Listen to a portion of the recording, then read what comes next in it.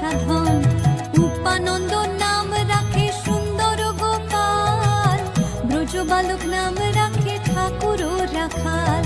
সুবল রাখিল নাম ঠাকুর কানাই, শ্রীদাম রাখিল নাম রাখাল রাজা ভাই।